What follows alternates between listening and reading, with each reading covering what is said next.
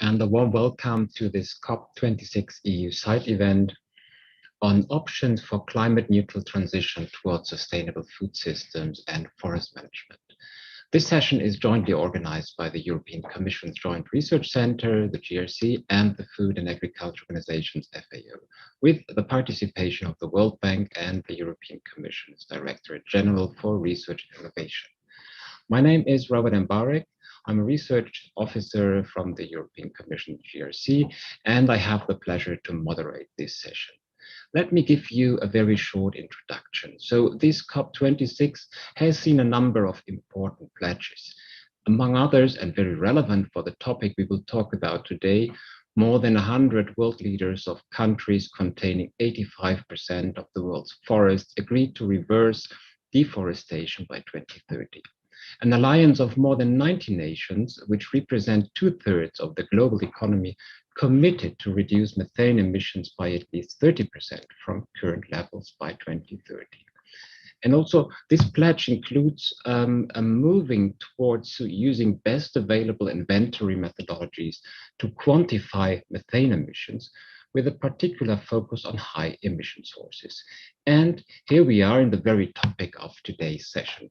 So we will be informed about state-of-the-art greenhouse gas emission inventories and also about the possibilities on how to reduce emissions in the food system.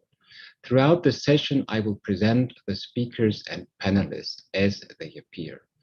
I would like also to invite all attendants to write down your questions and comments throughout the whole session into the chat. We will try to incorporate them in the opportune moment. Now, it's my pleasure to introduce Simone Rossi, environmental scientist working as a consultant with the GRC. Simone will present the emissions database for global atmospheric research called EDGAR, and here talk about the LULUCF component. So the floor is yours, Simone. Thank you very much, Robert. Good morning, everybody. Yes, I will introduce you to the EDGAR LULUCF component. First of all, LULUCF stands for land use change and forestry. We can pass to the next slide. Yes, and this sector basically includes all the mainly carbon emissions and removals from forestry and all the land uses correlated. And it's quite crucial in reaching the objectives set by the Paris Agreement. We expect that 25% of the global plan emissions will be removed by LULUCF, because LULUCF, as we know, is both a source and a removal of emissions.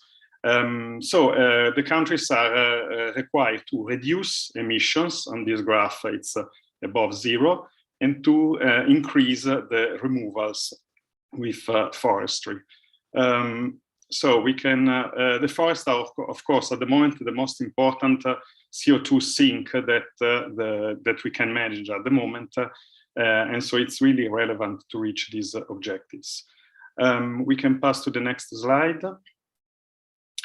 So the objective of this activity is to develop a new global consistent CO2 component, LULUCF component for the EDGAR database with global georeferenced emissions estimations for the land use sector. The database is produced using the IPCC Tier 1 gain loss approach applied at a global scale using georeferenced data. We can pass to the next slide. What is now available within this data set? And at the moment, we have only the remaining forest land category that has been estimated in this activity independently, so as a complete new data set. And for the rest, for the other categories, for example, cropland, grassland, wetlands, and so on, deforestation, the data are obtained from official greenhouse gas reporting to the UNFCCC. The focus is on, at the moment, is on forest land, remaining forest land, which is a very crucial sector due to the incompleteness of this reporting in developing countries. So for many developing countries, we don't have information about how much carbon is removed or emitted.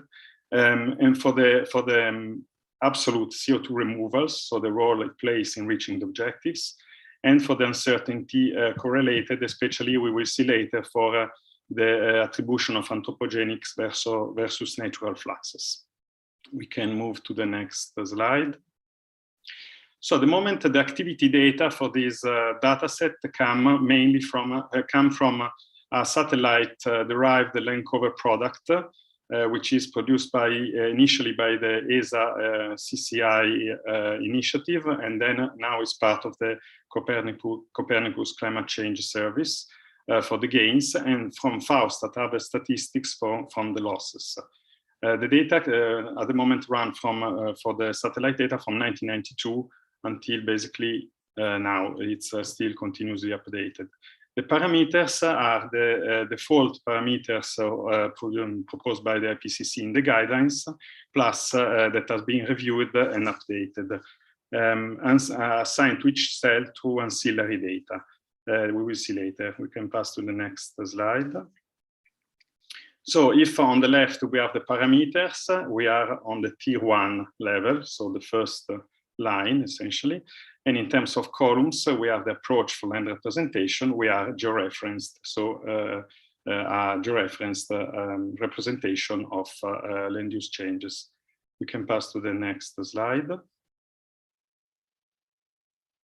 The spatial data, as I said, are this land use land cover data set for activity data, climate data, soil data, the ecological zones from the FAO global ecological zones, the intact forest data set, which was used to discriminate between managed and unmanaged forests as a proxy for unmanaged forests, and also statistical data from FAUSTAT and the forest resource assessment.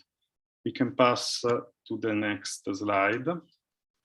What I want to stress here is that the goal of this activity is not to challenge or criticize the greenhouse gas inventories produced by countries, because this is a tier 1 approach. So it means that it uses default values for region of the world proposed by the IPCC, and therefore, by definition, the greenhouse gas inventories produced by countries are produced with the best locally available data and parameters. So by definition, this should be much better than what we can do at the global level. The advantage here is to produce a consistent global data set with a tier 1 IPCC methodology, thus offering an overview of the situation at the global level, especially for the areas where data are not available. We can pass to the next slide. So some results, some first results that we can see.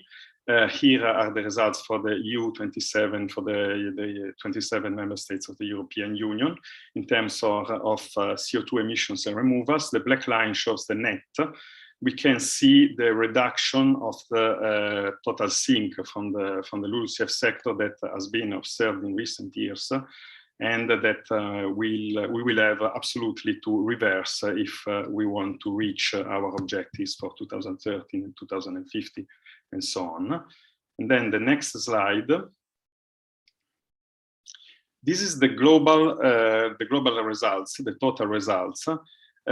We obtained basically a total sink around 6, 5 or 7 gigatons.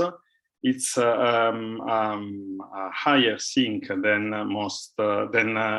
what is obtained, for example, by the models included in the IPCC assessment reports, but this will be explained later also by our team leader Giacomo. The net sink of forest is around 10 gigatons per year.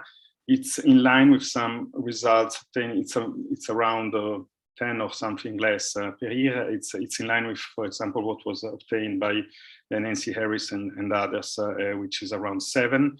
And in this case, we obtained a much higher sink that is observed and recorded by inventories, especially because we are covering areas of the world which are not normally covered. In most cases, for example, in the forest in Africa.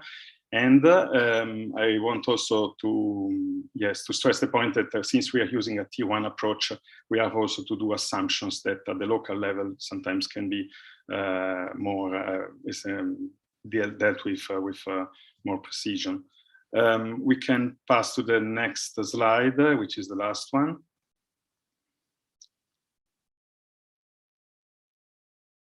Okay, yes. Okay, I don't see. Okay, yes. There is a difference between as we have seen, between the global models, which sometimes estimate a source around 3 gigatons per year, compared with our results, due to several differences that will be explained later more carefully by Giacomo, especially with reference to the distinction between managed and unmanaged forest. Okay, next slide. I thank you for your attention, and here there is my email address in case you have any questions. Thank you very much, Simone. We have one question from Matthias Schürle. Is vertical growing, so that means the increase of the CO2 absorbing cultivation area on the same ground area, with artificial LED light, part of the discussion and suggested solutions for future agriculture? Would it be possible to give a brief answer to this question? Yeah, I'm not really sure to understand what what is requested. In general, this is a T1 approach. So basically the gains are supposed to continuously go in the same way, regardless of the age of the forest or of the local condition, especially after 20 years of age of the forest. So this is for sure something that at the local level is dealt with in a different way. Sometimes there is also consideration of the age of the forest and a reduction of the gain. So I'm not sure to have understood, but there is always, let's say, a vertical gain, a growth in this sense. I don't know if this is exactly what was requested. Okay, thank you very much, Simone. We might come back then later on to this question. So now we will go to the next presentation by Monika Kripa, Scientific and Policy Officer at the GRC with expertise in the field of atmospheric chemistry and physics. And we remain in the EDGA family. So Monika, please, the floor is yours. Good morning, everyone, also from my side. In this presentation, I will give you a few insights on the EDGAR food database that we have developed and which is providing a picture of greenhouse gas emissions from food systems and their evolution over time at the global level. Next slide, please. So I'd like to start my presentation with a video, and please go on with the video.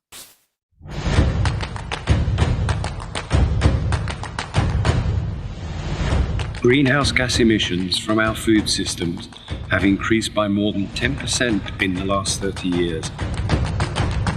Today, they account for about 1/3 of all man-made global greenhouse gas emissions and include emissions of both carbon dioxide and methane, nitrous oxide, and fluorinated gases.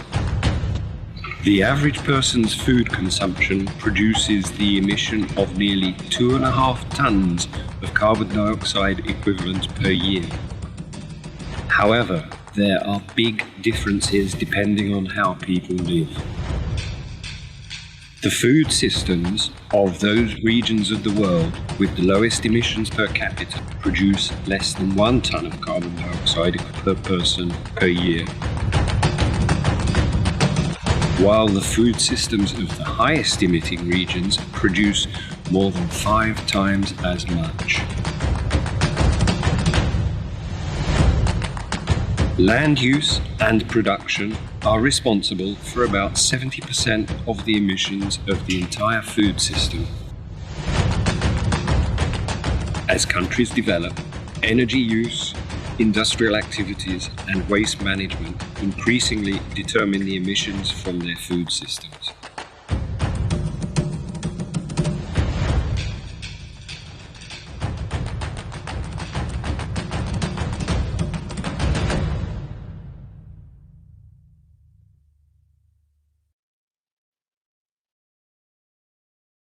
So we had the idea of developing the Edgar Food database to respond to the lack of detailed data for most of the global world countries in terms of greenhouse gas emissions from food systems, looking specifically at sectorial details of these emissions, which are essential elements to design effective mitigation actions. So Edgar Food is built upon the Edgar database, which stands for Emissions Database for Global Atmospheric Research, developed by the JRC, and which provides greenhouse gas and air pollutant emissions from 1970 till nowadays in a consistent and comparable way for all world countries, following standard methodologies such as those of the IPCC1, and providing an independent source of information compared to what is reported under the UNFCCC by the parties. All the Edgar data are freely accessible on the Edgar website. And in order to build the Edgar Food database, we applied food system shares to each sector on the Edgar database itself. So we gathered data to complete greenhouse gas emissions from food systems for all countries from 1990 till nowadays, and we cover all stages of the food system from production to the end of life, including processing, transport, packaging, and consumption as well. And so Edgar Food is a tool which can help the monitoring of global food system emissions as part of integrated initiatives such as the Farm to Fork strategy of the European Commission. Next slide, please.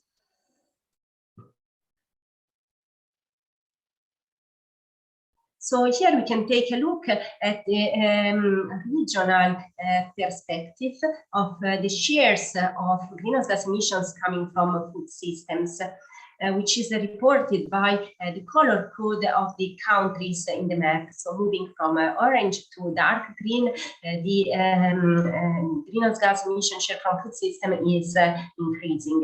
So we observe high shares of food system emissions for countries characterized by weak economies, so low-income countries characterized by small local industries, or countries where compared then the agricultural sector, which might be predominant. This is typically the case of some African countries or some Southeastern Asian countries. We observe high shares of food system emissions for countries which are characterized by important food exporting industry. This is the case, for example, of some Latin American countries such as Brazil or Argentina. But also there is another situation where we see high shares of food system emissions which are characterized by an important component of emission coming from land use change. And this is the case, for example, again of Brazil, but also Indonesia. And if we look at the pie charts around this map, we can see the sectorial composition of these emissions. So in green, we have represented the land-based component, which is in most of the case, in many cases, a very important component of greenhouse gas emissions from food systems. However, if we look at some industrialized countries or emerging economies, we can observe that the energy, the industry, and the waste component, so everything that is not green, is also a significant fraction. Next slide, please.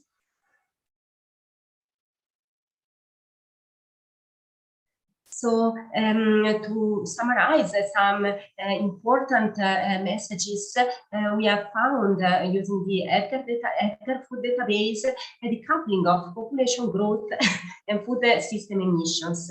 But there are regional differences, so we find areas of the world characterized by very fast increasing emissions due to the domestic demand for nutrition, for food, or for food exportation. And if we consider that, for example, greenhouse gas emissions from food systems are not dominated by fossil fuel combustion emission of CO2, which is a different feature compared to the total greenhouse gas emissions, we see an important component coming from the land-based fraction, which requires the identification and implementation of dedicated mitigation options. However, we also find that food system emissions are more and more determined by the energy use, industrial activities, but also the production of waste from the food system itself. So if we want to achieve ambitious reductions of food system greenhouse gas emissions, we need also to look at energy efficiency and decarbonization policies.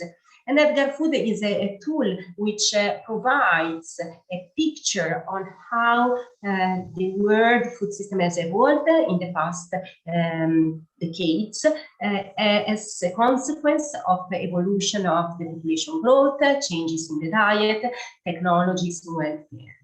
Next slide, please. So Edgar Food can really help thanks to its key features, which are the broad geographical coverage, as well as the historical frame that it's covered, so decades, and the thematic detail, because we cover all very detailed food system stages from production to end of life. And this is done in a consistent, comparable way for all world countries, allowing an analysis of this evolution in the context of macro drivers, such as population. And so it's a monitoring tool, but also provides evidences and scientific basis for the discussion on sustainable consumption patterns. Next slide. So now we are in the stage of using this database also towards policy support. We have published a scientific publication in Nature Food describing the database and the scientific results, so both the methodology and the science. These data are used in the 6th assessment report of the IPCC in the mitigation working group on the chapter related with food systems. We presented this database also at the pre-COP, the All for Climate event, and we are following many other channels to convey our results through videos, infographics, and so on. And if you want to know more, just consult also the EDGAR website, where you find all the information. And with this, I would like to conclude and thank you for your attention. Thank you very much, Monica, for this insights into EDGAR Food. And now we move to Kirsten Beusen-Urban, researcher at the Joint Research Center and specialized in food system modeling and analysis. So we have seen now the provision of data and are now curious to see what kind of exploratory scenarios could be done in order to understand the possible pathways towards sustainable food systems. So Kirsten, the floor is yours. Yeah, thank you, Robert, for the nice introduction. And good morning, everyone. I'm also very happy to be here today and to present the results of an ongoing study entitled Exploratory Scenarios of Global Food Loss and Waste Reduction and Diets Towards a Sustainable Food System. The study is conducted together with my co-authors, Robert Mbarek and George Philippidis. Next slide, please. Yeah, we can say with ever more mouths to feed worldwide, policy makers are engaging in ways to develop more sustainable and climate-friendly systems of economic development that avoid further increases in harmful greenhouse gas emissions and reduce the burden on our natural biophysical planetary boundaries. And in addition, at the same time, reduce food insecurity and improve nutrition.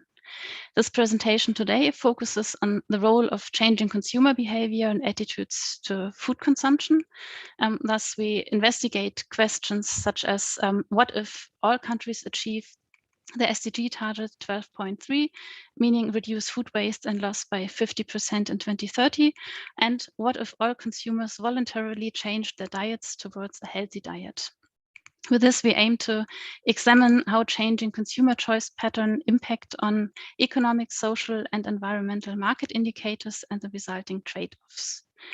With the Stockholm Eat Food Forum in 2016, a new way of viewing economic, social, and ecological aspects of sustainability has been introduced. This implies that economies and societies are seen as embedded parts of the biosphere. And in line with this, let's say the more holistic assessment of changing consumer behavior requires an empirical model that covers the whole system, accounts for restrictions with regard to resources, covers all activities to account for interlinkages and feedback effects, to quantify synergies and trade-offs. Next slide, please.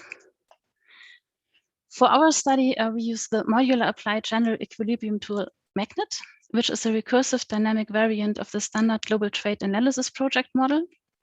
And the features of this model are that it enables the tracing of food consumption and environmental impacts, such as land use and emissions, and that the CGE model is extended by a module that calculates footprints, such as the average per capita per year land use related to household food consumption. And furthermore, this module allows the tracking of non-tradable virtual commodities, such as land, water, and emissions. Next slide, please. In our approach, we consider food waste and loss along 5 steps of the supply chain. And for this, we use data from the FAO available for 7 food groups and 7 global regions. We assume that reducing food losses associated with agriculture production and post-harvest losses will lead to an increase in the productivity of primary agriculture commodities, while reducing food losses associated with processing and packaging will lead to an increase in the input use efficiency of primary agriculture commodities that are used for food processing. And with this, we expect effects such as increased availability of food and lower food prices. When we consider the reduction of food waste, then we say that this corresponds to reduced expenditure on food, as well as reduced input demand from the food service and retail sector. And this is represented by an increase in the input use efficiency of food service and retail sectors. And with this, we expect impacts such as decreased food demand, lower food prices, and less food production. On the right-hand side, you can see how we introduced dietary changes. And for the transition to a healthy diet, in our simulations, we assume that regions gradually adopt from 2020 to 2050 a feasible reference diet, as it is suggested by the Eat Lancet report. And for this, we change the average daily dietary shares of red meat, white meat, dairy, and fish. Why feasible? This feasible reference diet considers cultural, religious, and affordability criteria so that specific country and commodity pairs are exempted from dietary adjustments. Next slide, please. On this slide, you see different scenarios that we have simulated. Food waste loss reductions. Then we have one scenario where we, in addition, accounted for compliance costs that are associated with reduction of food waste and loss. We have one scenario where we increased oil prices by 25%. And the last scenario is the one where we consider food waste reductions together with dietary changes. All of these scenarios are compared to a baseline. This baseline characterizes a climate and energy pathway to the year 2050, which is based on the Global Energy and Climate Outlook published by the JRC. We see here the impact on land use and emission changes on the global level that are related to household food consumption compared to this baseline. And we see that due to more efficient agriculture and food production, less land is required compared to the baseline. In general, we observed that the greatest improvements are observed in regions such as Latin America and Sub-Saharan Africa, that, for instance, the impact of dietary changes are rather negligible in the European Union and Sub-Saharan Africa, but in other regions, the decline in land use due to dietary changes are remarkably, particularly driven by the decline in livestock production. And on the right-hand side, you can see the emissions. And also here we observe that the impact of food waste and loss reductions is comparably small, but more than 8 times higher by dietary changes. Next slide, please. On this slide, you see 2 figures. The figure on the left-hand side shows the emission per capita per year in kilogram CO2 equivalents related to household food consumption in the baseline. And on the right-hand side, you see the deviations of the scenarios from the baseline. And here we can say that overall emission savings related to household food consumption compared to the baseline are rather small in the scenarios food waste, loss, costs, and at oil, but dramatically higher in the dietary change scenario. And this shows us, or is shown in the end by emission savings that are related to, that are particularly pronounced in industrialized regions. And mostly those are regions that are the main livestock producers, while regions that are partially exempt from the dietary shift, such as Sub-Saharan Africa or parts of Asia, exhibit only very small improvements. And next slide, please. Yeah, to sum up the most important results at the global level, we can conclude that we observe mainly positive impacts with regard to the consumers. We see increased food consumption at lower world prices, which means that food security is improved in terms of food availability and affordability. And but we also observe that reducing food waste and loss without providing some guidance to consumers on dietary composition could lead to a worsening in dietary habits, both in terms of health impacts and environmental impacts. And we observe that falling meat prices could lead to a rise in protein consumption, for instance, in Sub-Saharan Africa. Coming to the environmental impacts, we can say that those are mainly positive. Land use and emissions are decreasing, and we can see clearly that the biggest impact is related to dietary change. And this is because we have this big decrease in meat and dairy consumption that leads to reduction of greenhouse gas emissions and savings of pasture land.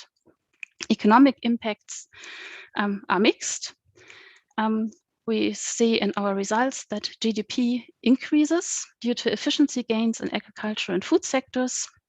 But we also have seen that the dietary change could lead to offsets of all economic benefits from reducing food waste and loss in high-income countries, but has a strengthening effect in low-income countries.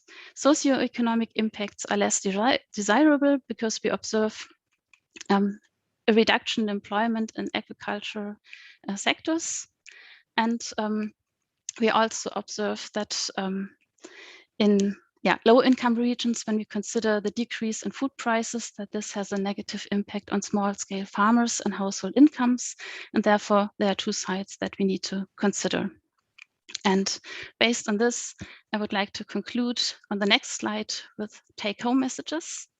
And this is a summary from the last slide, that we have improved production efficiency arising from reducing food losses, which results in lower global food prices and higher food consumption. And this increases or is beneficial for food affordability and food security. But we also see that there's a need for dietary changes in order to control for negative impact on diets in high-income countries. With regard to environmental impacts, we have seen that throughout all of the scenarios, this is beneficial for land use reduction and emission reductions. And from an economic perspective, GDP increases. And with this, I would like to conclude, and thank you very much for your attention. Thank you very much, Kirsten, for these insights from the a general computable equilibrium model. And I think what we have seen right now is really well, insights into very complex databases, which are then partly also used in modeling. And then we can see that the transformation of the food system is really very complex and has a lot of, well, synergies, but also some trade-offs. And this full package has to be taken into account on the road to a climate neutral economy.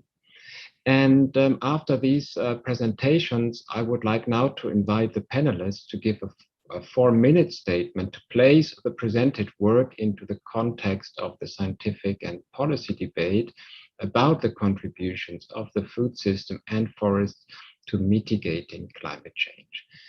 And I'm very pleased to introduce now Geeta Sethi, the advisor and global lead for food systems at the World Bank. And Geeta, as we have seen in the last presentation, we have seen the multiple benefits of food waste and loss reduction combined with healthier diets. And I would be very interested in knowing better how the World Bank sees the conceptualization and implementation of policies and measures to reach these objectives. So please, the floor is yours. Thank you so much, Robert. I am absolutely delighted and honored to be here, and a big round of applause to all of the presenters. I think the presentations were very, very powerful and exactly on the mark. Very quickly, I think as the presenters already laid out, the energy sector is the highest contributor to global greenhouse gas emissions, followed by the food sector. So the decarbonization has to be a very important aspect of the food system transformation, and food system needs to lean in a big way. Unfortunately, as we've seen in this COP, the NDCs do not yet capture this. And this is very important moving forward to the next COP. At the World Bank, we focused on food loss and waste. It was very interesting to see Kristen's presentation. Because the contribution of food system of food loss and waste is about 8% of global greenhouse gas emission, but also from the food security lens in terms of putting more food in the system. And before I answer your question in terms of what we are trying to do, let me just lay out what we discovered. One of the issues we found when we did our economic modeling on food losses and waste is, if food's not priced right, what do I mean by that? The environmental and the cost, the market costs and prices do not take account of the hidden cost of the food production and consumption, including the cost of global greenhouse gas emissions. If both producers and consumers really internalize these hidden costs, food would not be seen as an abundant commodity, but as a scarce commodity, and therefore there would be a big impact on losses and waste. But here is the trade-off then. Higher food costs and prices will have an impact on affordability for consumers. And this really lays out the policy trade-off that challenge governments. Food prices that reflect hidden costs would help reduce food losses and waste and bring the GHGs down, but would create more food and nutrition insecurity by making food less affordable. It would also reduce farmers' incomes, as it would be more costly for them to produce food. And this is also what Kristen had shown in her presentation. So for us at the World Bank is, how do you resolve this conflict between sustainability, farmers' income, hunger, and malnutrition? And our business model is to work with country governments through advice, studies, and financing through loans. We are very committed on the following. Countries need to define their own pathways towards optimizing sustainability, farmers' incomes, food and nutrition security, taking into account agroecological conditions and political economy realities. And for that, the World Bank has just launched a Food Systems 2030 platform to really help countries in terms of achieving these trade-offs. Our analysis also suggests 3 elements of a strategy that needs to encompass food losses and waste, but goes beyond.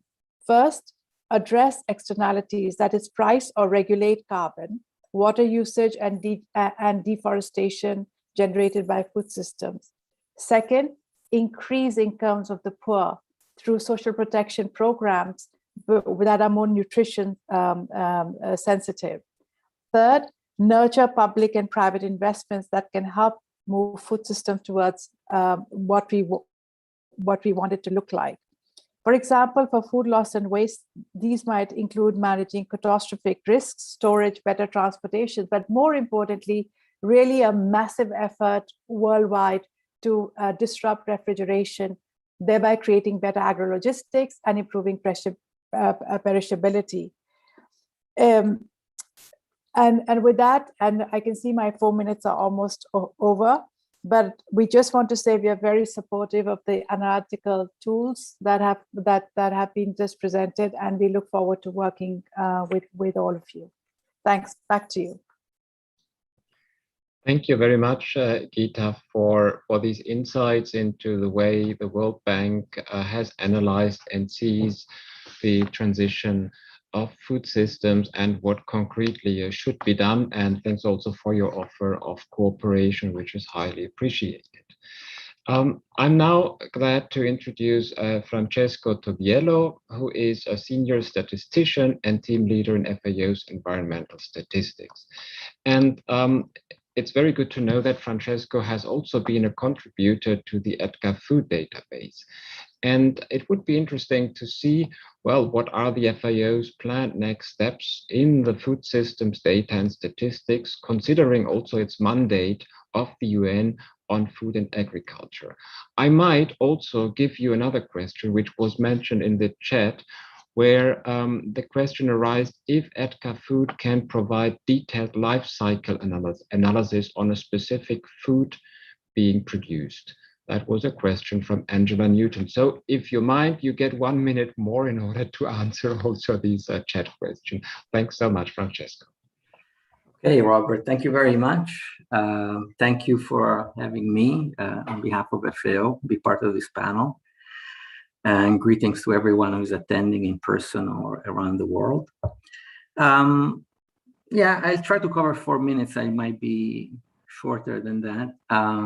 But let me start by highlighting the reason why we're all here, right? And we are here because food matters. You've said it in many different ways in your previous interventions.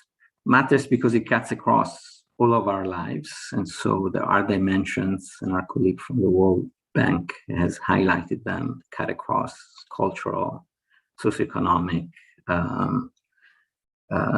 indigenous people, production typologies, dimensions. We're here to talk about food systems and agri-food systems in the context of climate change. So we want to recognize the role that they play in climate change in terms of emissions, but also the role that they will play in terms of adapting to climate change, for instance. So some of the solutions, I think, that need to be identified also in the context of the COP are solutions that we think are efficient and cut straight to the problem at hand, which is helping reduce emissions to zero sooner than later. Okay, so with that, let me start by saying, first of all, that we're very thankful to JRC, Monica and colleagues for having involved us in the EDGAR food database construction and development, and we remain engaged to continue supporting that effort with our own expertise. I, of course, cited the statistical part of FAO. I am responsible for environmental statistics. So we contributed our emissions estimates from land use in particular. And we've heard Simone speak about LULUCF, and this is a term that is well recognized by everyone in the climate policy and climate space, that is being discussed at the COP. We from FAO, of course, bring more of a food and agriculture perspective to it. So we like to think of being able to split LULUCF into things that are related to food.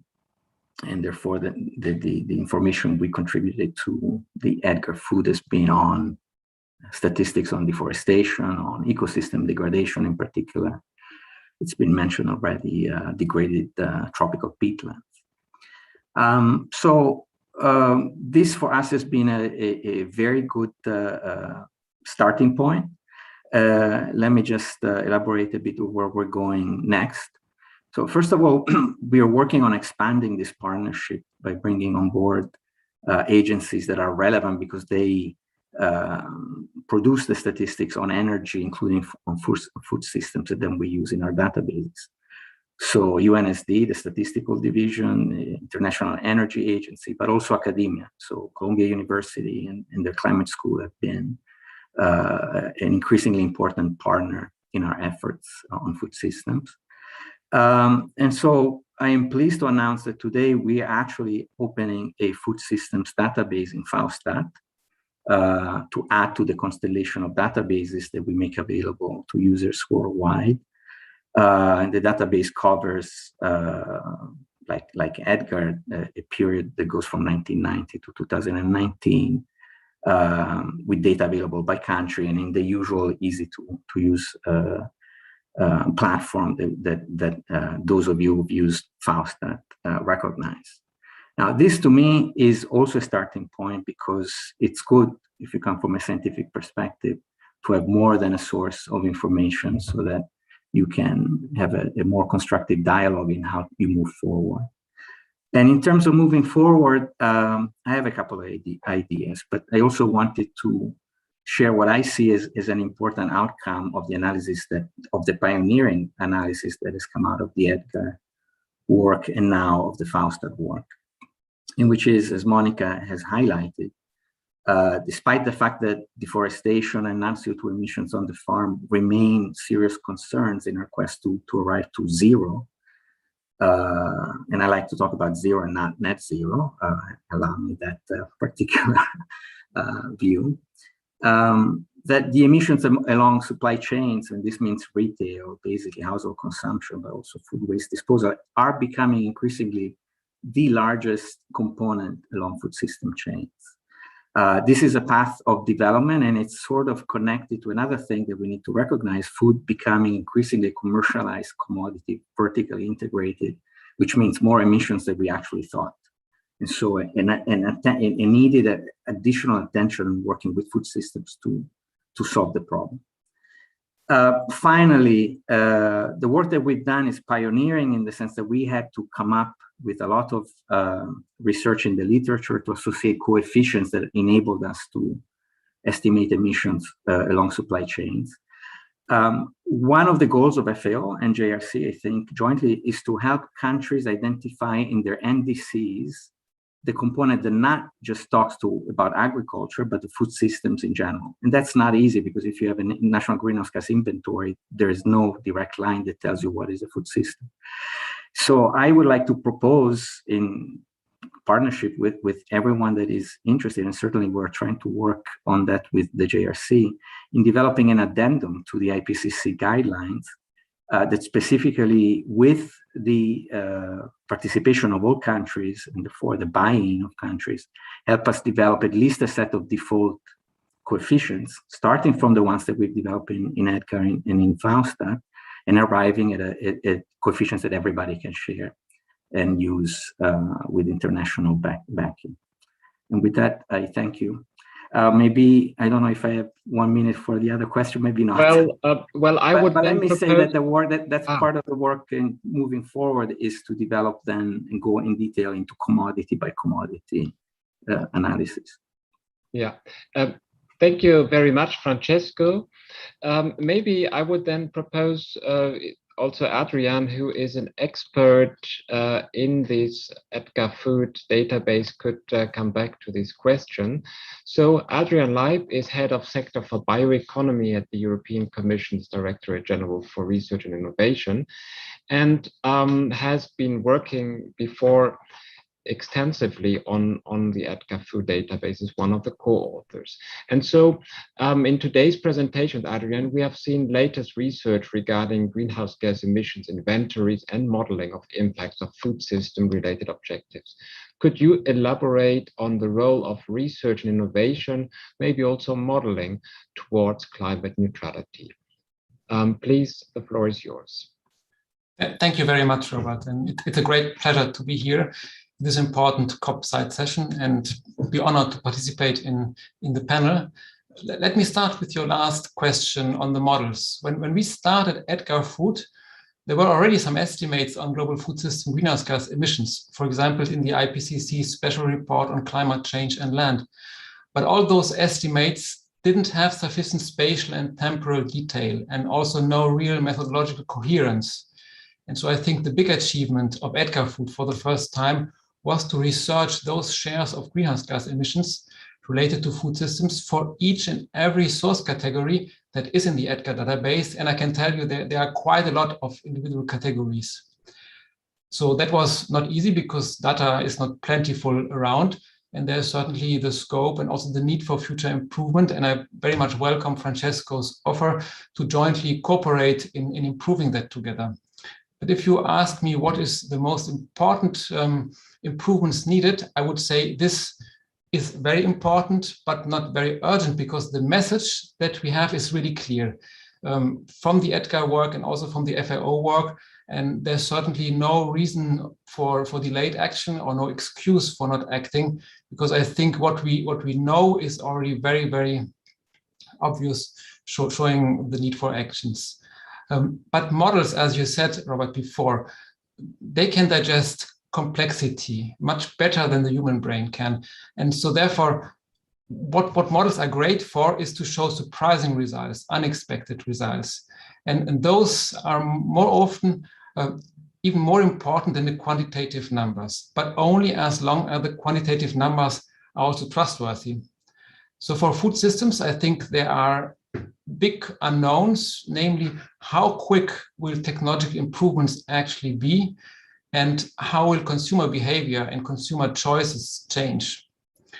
And if you ask me now how food system models need to improve, I would say mainly in two areas. One is capturing better the uncertainty, and we have learned from climate models that they are working with ensemble runs, but I think I dare to say that food systems are even more important than the climate systems. So this is a big challenge for food systems models. And the other is capturing the behavioral feedbacks. And those two are obviously also linked together.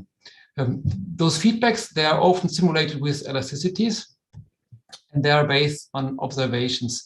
But we need food system transformation. So we are embarking in a world, in the future, that might look completely different from what we know. And so I'm not sure if the models that we are using today have already found their way how to deal with that kind of uncertainty properly. So that brings me to the first question on research innovation. And obviously, research innovation is, and it remains, very, very important for achieving climate neutrality. But you have to see it broadly. It includes not only technological innovations, but also social innovations. And we know, for example, from the Food System Summit, that technology alone will not able to fix the food system, speaking. Because we know already what could be done to achieve climate neutrality, but we don't implement it sufficiently. Why? Because it's expensive, because it might lead to inequities or injustices, at least for part of the people, and because it makes people change, and people usually don't want to change. And to overcome this, you can either improve the technologies so that the challenges imposed are reduced, or you find alternatives and then make those acceptable. And for both, obviously, research innovation needs and will be instrumental. But for finalizing, as I said, there will be necessarily a system transformation. And in this transition, that will not be easy for some of us and probably for most of us. And so it might be the most urgent tasks for research innovation and for policy to guide us through that transition period. And this is something that our bioeconomy team is really interested in and tries to help guiding through that transition period. Thank you very much. Thanks a lot, Adrian, for these thoughts about what is needed now and where we have to improve. Well, time is unfortunately not long enough to go into more details, but this has been very helpful comments. and should be further discussed. I'm now very pleased to welcome also Giacomo Grassi, who leads the group on land use change and forestry at the GRC, and has been a co-author of Edgar LULUCF, and actually is also now in Glasgow. So could you explain the large differences between your result and what is being published by LULUCF, by the global models used in the IPCC assessment report? That was already somehow mentioned, but I guess it's a quite important question, might be also part of your floor discussions in Glasgow. So we have just a few minutes left. So in case we are not managing to finalize, I would like already to thank all the participants, the speakers, panelists, and the audience for being part of this very interesting session, and in particular also to Marilena Montean, who has been very important in preparing this session. So I wish you all the best and give the last word to Giacomo, and you have about 3-4 minutes. Thank you very much, Robert, and thanks, Simone, for the presentation. So as explained by Simone, in the context of the Paris Agreement, forests will become more and more important. The reason is, as Simone explained, because of the net zero that will require an increasing relative importance of forest in offsetting and absorbing the emission that cannot be brought to zero from other sectors. In that context, it is extremely important to understand what the word anthropogenic removal means, because net zero means that anthropogenic emissions have to be balanced by anthropogenic removals. And there has been, until recently, little attention on potential misunderstanding that may occur on that word. And in terms of attribution of anthropogenic fluxes, the approach that we used in this first version of LULUCF, of the LULUCF model in Edgar, as explained by Simone, is in principle comparable to what most countries include in their greenhouse gas inventory report, following the IPCC guidance for national greenhouse inventory. However, this approach differs from what global models used in the IPCC assessment report, including their 6, for example, use. Global models typically consider managed forests as those subject to intense harvest, while countries may define managed forests much more broadly and includes a much larger area, and includes also what is often referred as the natural response to environmental change, including, for example, the CO2 fertilization effects.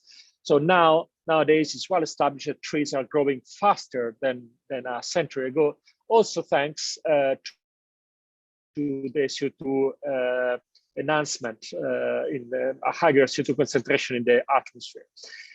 This effect, which is very relevant at global level, is tagged as natural by global models, but is considered anthropogenic by countries, because countries with direct observation are not able to distinguish these two things.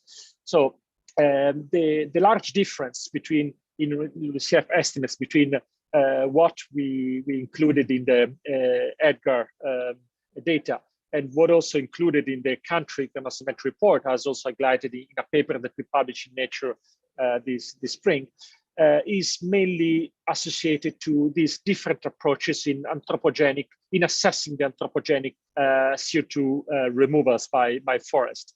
So it's this large difference does not reflect a genuine difference in the CO2 that physically is exchanged between land and the atmosphere, but just is a labeling issue. So again, country call anthropogenic, what models call natural. So this, on the one side, this is a good news, because it means that there is a genuine discrepancy in estimates, or not so much. On the other side, it should be taken into account in the global stocktake, because the global stocktake by the Paris Agreement will assess periodically the collective climate effort compared to what global models, what science says. And in this collective assessment, we need to compare apple with apple. And essentially what we did in Edgar is an attempt to provide mimic what countries do. And separately, we did in a Nature paper, we proposed an adjustment that has been also used, for example, in the UN synthesis report NDC, to translate what global models do for forest sink into something comparable to countries. So it is something that which is receiving an increasing attention by the IPCC Global Carbon Budget and UN. Our effort in EDGAR goes in the direction of supporting further this reconciliation of estimates. So thank you very much, Giacomo, for being on time. My feeling is to be continued. So we had a very good discussion, a lot of insights. So thank you very much. And we are looking forward to connecting the different loose ends. But we see also a lot of progress happening on the side of data and of modeling. And well, all the research, the implementation has much more to talk about, to analyze, and really bring forward our joint journey towards a more climate neutral economy. And so let me express again all your contributions, and I wish you all the best. Thank you very much. Goodbye. Bye.